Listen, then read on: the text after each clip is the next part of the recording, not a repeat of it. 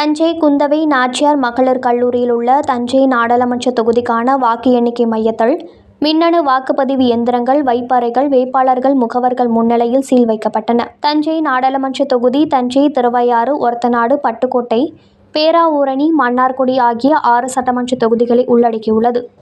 1710 வாக்குச்சாவடிகளில் வாக்குப்பதிவு நடைபெற்றது.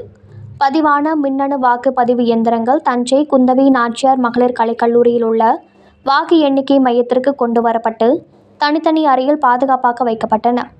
மின்னணு வாக்குப்பதிவு எந்திரங்கள் அடுக்கி வைக்கப்பட்டு இருந்த வைப்பறையை தேர்தல் பொது பார்வையாளர், மாவட்ட ஆட்சியர், வேட்பாளர்களின் தலைமை முகவர்கள் சரிபார்த்தனர்.